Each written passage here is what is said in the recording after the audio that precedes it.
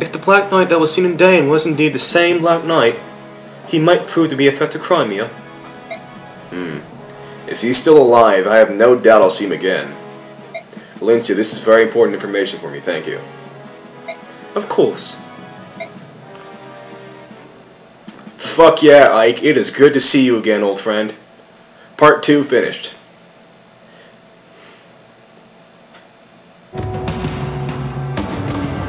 A great war begins, one that threatens to tear the land asunder. A hero sides with the Laguz and Justice. The Maiden of Dawn fights for the Bjork and Dain. Their armies will collide, while the flames of the medallion burn brighter. Part 3, Intersecting Vows. Alrighty. It is now time to begin Part 3. My favorite part in the game. I'm excited for this.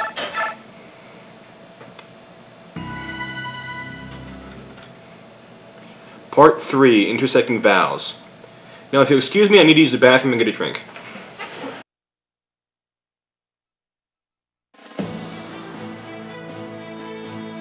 Three years ago, Crimea freed itself from Dain tyranny. Its nobles used that freedom to berate the queen and scrabble for power. Disgusted with their greed and arrogance, Ike and the Greil Mercenaries left the court behind and returned to work. Thanks to their efforts and to Queen Elincia's even-handed rule, Crimea has avoided a bloody civil war.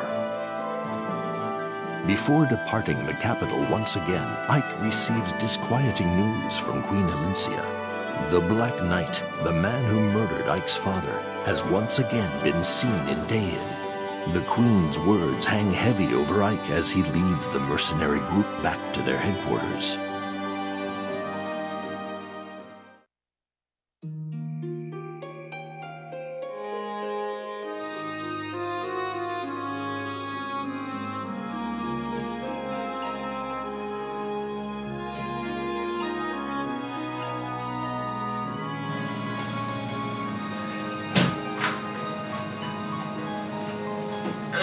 Okay, hi, I am back. Just give me a moment. I got some Dr. Pepper. Delicious stuff. Okay. Wow, how long has it been since we were here? It sure feels great to be home. Oh, oops. Damn it, I pushed the wrong button. I'm sorry, I skipped all that dialogue. Raphael, eldest prince of the Heron clan, returns in the company of the Wolf Queen, Nyla, and the mage, Tormod, to tell a dire tale. The shocking story he relates ignites a terrible fury in the hearts of the Laguz. The assassination of the previous Benyan apostle sparked the massacre of the Heron clan, as well as the burning of their home, the Serenus Forest. That murder and the resulting catastrophes were long thought to be the work of Dain's former ruler, the Mad King Ashnard. Now, however, Prince Raphael, a survivor of the massacre, reveals that those directly responsible were none other than the senators of Benyan.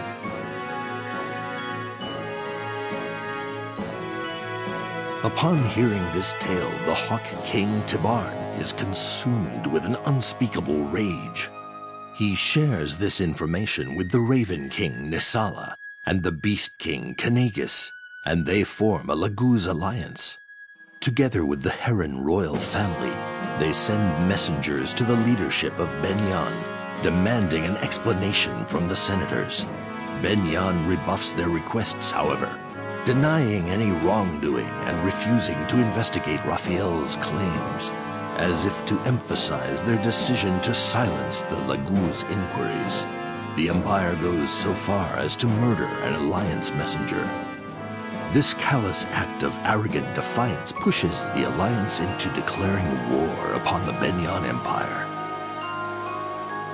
Gallia's sub-commander, Ranulf, considers the merits of attempting to simply overpower Benyan. He recognizes, however, that pitting brute force against Benyan's magic and tactical prowess will result in massive Alliance casualties. He decides to enlist the strength and knowledge of his old wartime ally, Ike, and the Greil Mercenaries.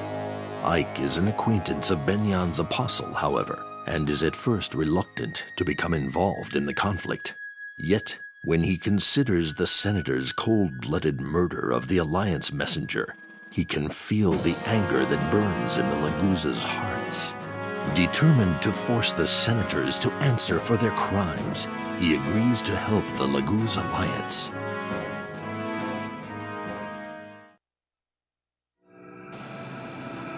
Part 3 Prologue, The Great Advance. Laguz Alliance Camp.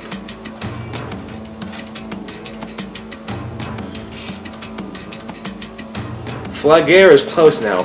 It's a fortress city near the Benyan border. We'll storm the city at night and hit them fast enough that the troops inside the fortress won't have time to take their positions. Yes, finally! A chance to rend my foes. Oh, this is Screamer. He is King Kanagas' nephew.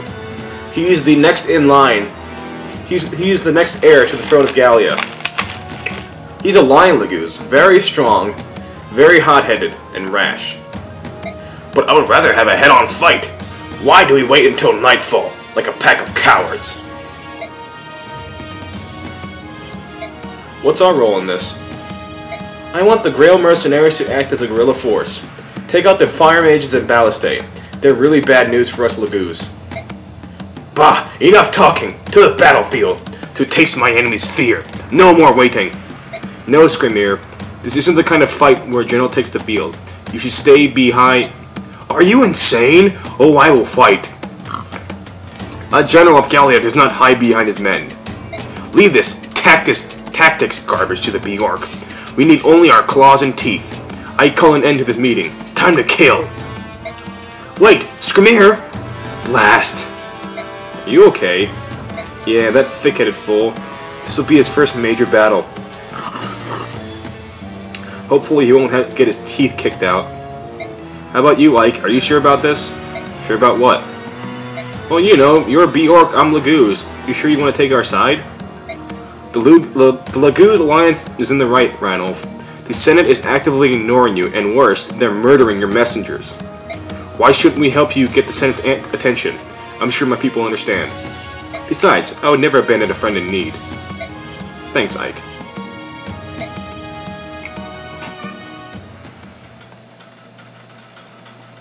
Let's go to the info screen, talk to Ranulf. Are you alright? You look distracted. Oh, it's nothing. Don't worry about me. Ranulf, you know you can talk to me. It's just, I feel bad about this whole thing, you know? I'm not sure I understand what you mean. I pulled you Bjork into Laguz affairs. It's not exactly your problem, you know? Listen, you offered me a job, and I decided to take the contract. It's simple as that. I told the others they could leave if they didn't want to work with Laguz, but everybody decided they'd rather stay. Don't worry about it, Ranulf. What about the Black Knight? Are you going to abandon your search? Yeah, at least for now. I figure that if he's still alive, our paths will cross again. There's no rush. Yeah, I guess you're right. No point in dwelling on things. I can't change, right, Ike? Thanks, Ike. Oh, sorry. Hey, no problem. Anything to keep you from moping around like a sullen kid. Fair enough. Besides, I've had this nagging headache ever since I left Gallia with that hot-headed lion. You mean General Screamer? That's the one. Screamer is King Kanagas' nephew, and is on track to become the next king of Gallia. He's the successor to Kanagas? He must be an absolute terror in battle. Absolutely, he's so powerful. I think he's going to get in trouble, and he's the reason for my headache. You need a sympathetic ear about that too? Thanks, Ike. But I'll tell you about it some other time. Let's eat and catch some shut-eye before we set out for battle tonight. Alright. See you at dinner. Hey, Ranulf. Yeah? You can come talk to me anytime you want. Don't think you're alone in all this. What are you, an Inquisitor? That guy's gotta do something between battles. Talk to you later. Let's talk to Mist. To be honest, I didn't want you coming along this mission. Really? Well, it's not like you could have stopped me if you wanted to. Ranulf is my friend too, you know. Come on, Mist. Ike, I'm not going to repeat the same mistake I made with Dad. I don't want you to die while I'm somewhere else. It was horrible. It ate me up from the inside. I'm never going through something like that ever again. Missed. Everyone in the Greil Mercenaries is part of a family. We all follow the commander no matter what. We live together, fight together, and die together. Right, Ike? Alright, promise me this. We're out on the battlefield, stay where I can see you. It'll put my mind at ease. I promise, Ike. Crimean. Ah, Ike, Bjork Hero. How are you? Pretty good. Gifka and Ronulf told me about you. You are a skilled warrior, right? Well, I don't think I'm much of a pushover, I'll say that much. Don't be humble. My uncle, my king, also told me about you. Observe Ike and learn his skills. Then you should become even stronger. King Kanaga said that? He did. I am eager to watch you in battle. You can learn from me as well. I intend to. Lions are the strongest of the beast tribe, and I have been trained to fight by the king himself. I was going to fight in the Mad King's war, but my uncle forbade it. He said I'd still much to learn. But now my time has come, and you will see the true might of the beasts. Yes, Crimean really is a tough guy. Alright, feast or famine. So, what do you think? Ah, these are all the favorite foods of the beast tribe. They will be happy. Oscar, you're a chef? That's right. Chinky-eyed motherfucker. Ha! Great! I can't wait to see the looks on all their faces when they learn that a Bjork made all this delicious food. Aw, stop it. You're embarrassing me. But it's true. Where did you learn all this, Oscar? You should start teaching classes. Yes, your food very good. So good, it will be eaten very quickly. Really? Do you think I should make more? Us beasts have a healthy appetite, of course. On top of that, we have General Crimean and Ike. Yeah, I'd be surprised if what's here lasted past those two, much less a whole pack of Lagoos. Tis, you're exaggerating. Ike is a Bjork. He couldn't possibly eat as much as someone from the Beast tribe. Well, maybe he would. Actually, he most definitely would. Yeah, especially the ribs and steaks. Oh, fuck yeah. Ribs and steaks are delicious. Mordecai, how about we go hunt for more game? Right. There probably aren't enough herbs to flavor everything. I'll go get more. My, we might need to harvest an entire mountain. Right. First up, Ike. Makes a return from the last game.